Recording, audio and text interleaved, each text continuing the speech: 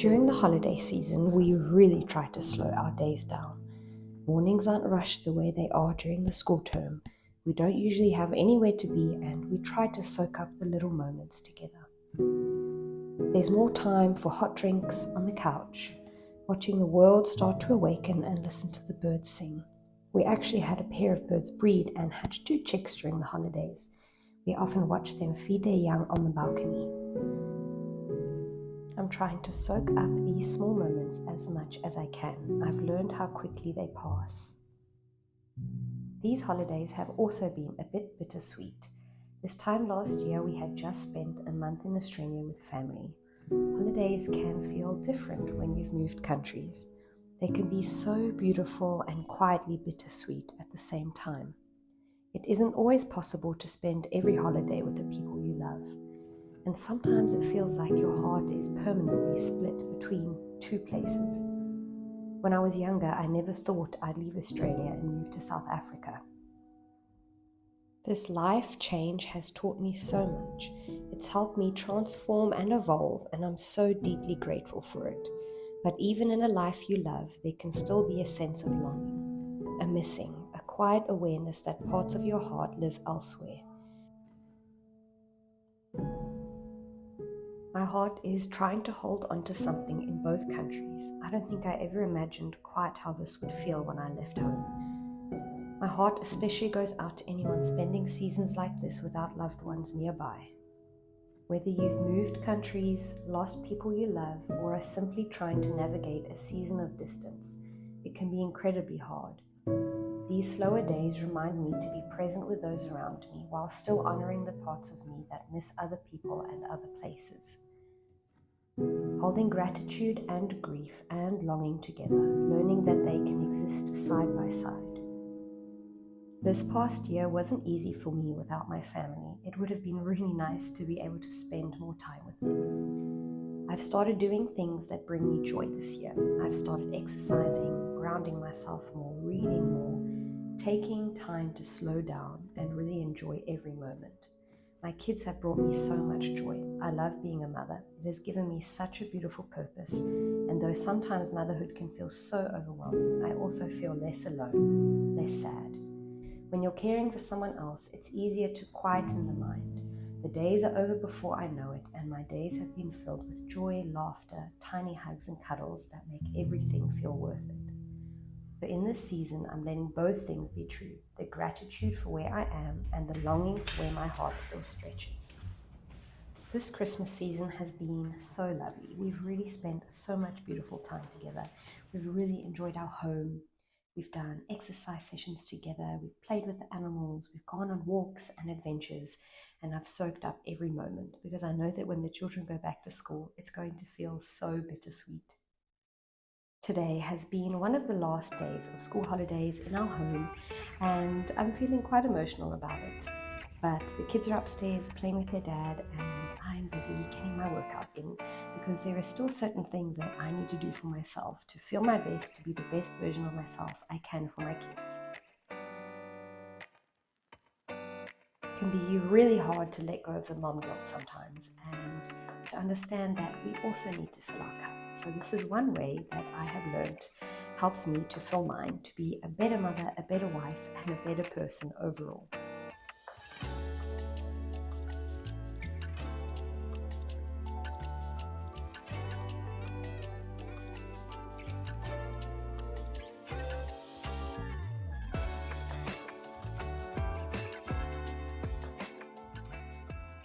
It is currently the school holidays.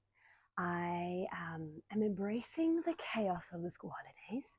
I'm currently actually drinking a masala chai tea, which is so delicious, and it comes in this like really nice biodegradable bag, and you can actually see all the spices inside. Anyway, it's really nice. My kids currently have some friends over and they're playing, and I'm keeping an eye on them. So I thought I'd just come and have a nice cup of tea here before I get going with all the things we need to do today. We are actually heading off to holiday in Cape Town tomorrow, and I need to pack today. I've also got so many bananas that need to be used up, so I'm thinking of making some banana muffins. And then the kids can take some for the trip tomorrow, and we can maybe freeze some, or I don't know, give some away or something. But I don't want those bananas to go to waste. But I feel like I have a lot to do today. And when you're home with your kids, you think you have more time than you feel there actually is, because the time goes so fast, and before I know it, I've blinked and it's the afternoon. So I'm just taking a quick, quiet moment to drink my tea, prepare myself for the day. We've managed to do our exercise. Kids have had their breakfast.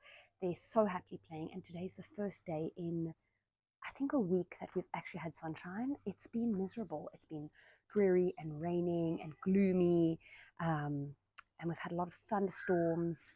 And so I'm just soaking up the little bit of sunshine that we have today. Really enjoying that. I shared my homeschool journey video recently, and I kind of touched on the fact that I felt like I had burnout, and I might chat a little bit later about that, because I think a lot of people, humans, moms, can relate to that feeling of just continuing on, even when you feel like you just have like nothing else to give and like your tank is completely empty. So we'll see if I get a chance later on today just to share a little bit of my experience with that.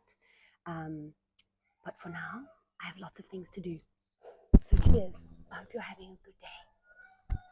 We've got a lot of Lego builds just around the house because our youngest is enjoying. I just broke it. Oh my god, he's going to freak out. Okay, let me try to fix that. I was not expecting that. Anyway, our youngest is really enjoying Lego at the moment, so we have a lot of Lego lying around. I'm going to try and embrace it, pack that away. We've got Hot Wheels, we've got musical instruments, we've got our fruit we need to use to make banana muffins because I don't want to waste them. And I'm going to sit down and do some work now while the kids are having a really great time distracted and they don't need me. And I'm really fortunate because we have somebody helping us in the house today, cleaning, doing washing and laundry and the floors in the bathrooms and changing the bedding and stuff like that, which is a huge privilege and a ginormous help. I don't think I would be able to keep my house this clean. It's not necessarily always tidy, but this clean if it was just me doing all the housework. So let's get to it.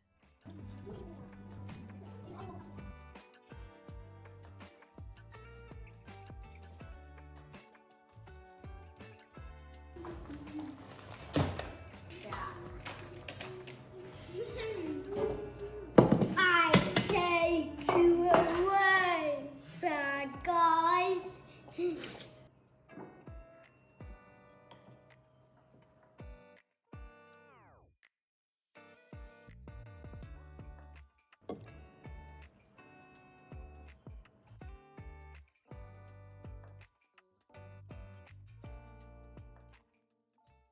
Everyone's taking a little bit of a break. They are listening to audiobooks, having muffins. We made these muffins. Okay, guys, they don't look amazing, but they're so good. They are so light and fluffy. And for some reason, I forgot to put the butter in. I don't know why. I don't know what happened. But they are really good. I've got my coffee. I don't know if you guys are making yourself something nice to drink. If you are, cheers. We can have our drinks together. But I wanted to actually just, while I had a second of peace and quiet, come on here and just say, so I posted my Why We No Longer Homeschool video a little while ago, a few days ago, and I touched on the fact that during the year before we stopped homeschooling, I really struggled with feeling burnt out. I never saw a psychologist. It's only from my own research that I feel like this is what I was experiencing. Some of the things that I kind of experienced during this time was like a lack of being able to feel joy and happiness, even though I knew that I had everything I could have ever dreamed of. I also was just really snappy all the time and very impatient. And especially with the kids, I would just jump in and do things for them because I was so irritated that everything was taking so long, or they were arguing back with me, or I just didn't have patience to explain things, or I just wasn't present. I wasn't patient. I was irritated all the time. I was constantly reaching for my phone. Like, I think I just used it as an escape, constantly wanting to scroll, thinking about the next thing I would watch, or completely delving into just reading books. I just wanted to read books all the time. And I feel like it got to a point where it really was unhealthy. I also struggled to play with the kids. I found it really frustrating. I feel like I couldn't engage my brain properly. I didn't have the brain power to actually sit down and concentrate on what they were doing and just like enjoy them. It had just disappeared. Hanging out with family and friends, I really didn't enjoy it. I didn't want to have conversations with anyone. I kind of just wanted to be alone, doing my own thing. And I felt really alone because I didn't know how to get out of that state. And some of the things that I ended up doing just to try and figure out what was going on with me was actually I started journaling again, just writing down all the things that I felt were very triggering for me, or things that I felt might have been adding extra pressure onto our lives, and onto me, especially with, I feel like the mental load of motherhood. I'm sure fathers also have this, but I can't really relate to that. It's so much. And even though I do have help in the home, I still felt like I was struggling, carrying the weight of making sure groceries were done, dinners were cooked, everything the children needed for school was done. Yes, baby. Yeah. Okay, babe.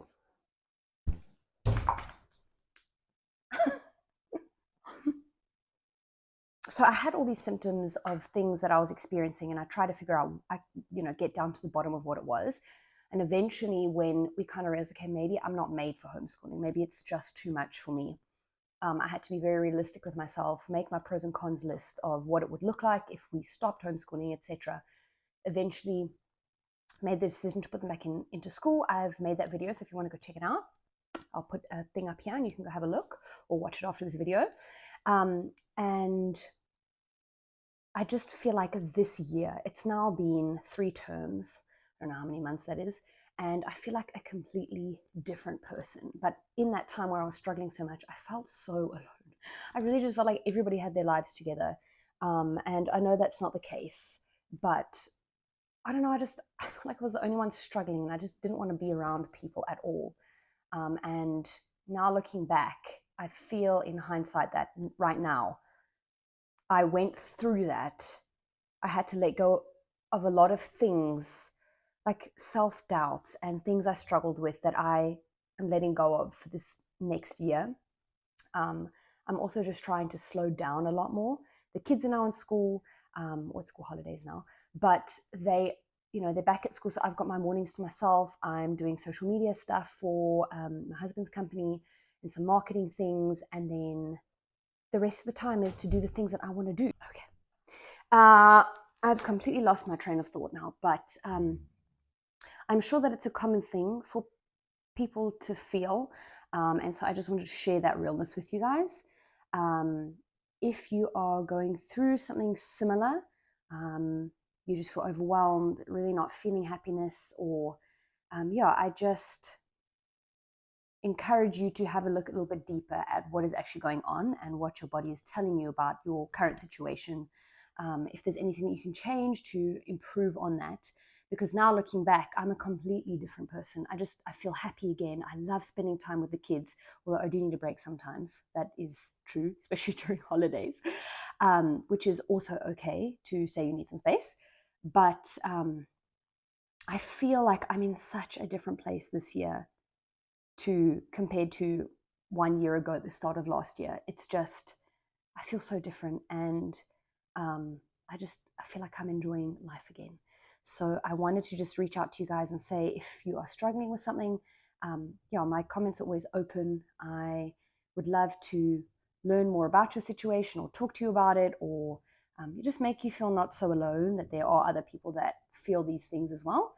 I'm going to go finish all the other things I need to do. We're packing for our trip. We're leaving tomorrow.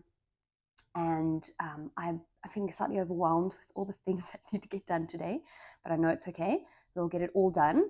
before I go, actually, I've noticed in my analytics on YouTube that more than 60% of people that watch my videos are not subscribed. It doesn't cost you anything, but it makes a huge difference to my little channel. So if you would be willing to, please hit the subscribe button. It helps me out so much.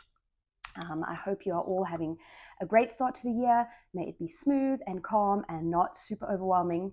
And yeah, I hope everybody's having a very blessed and happy New Year. I had this idea. I've got this little book that's always on our coffee table. It's called The Little Book of Sunshine. And I thought in some of my vlogs, I would just randomly open the pages and read something inspiring to you guys, just to remind you, remind me, remind us all that there is still sunshine. It's supposed to bring happiness, positivity, and light into your life. So I randomly just opened it up here and I thought I would just read it to you. It says, spend time with people who make you feel good. Friends are the sunshine of life. That is by John Hay. And that is really awesome because this year we said as a family, we'd really like to make more friends and just grow our friend circle and do more with people, be a bit more in community. Let us all encourage and uplift one another. So yeah, I think that's just a really nice encouragement for today.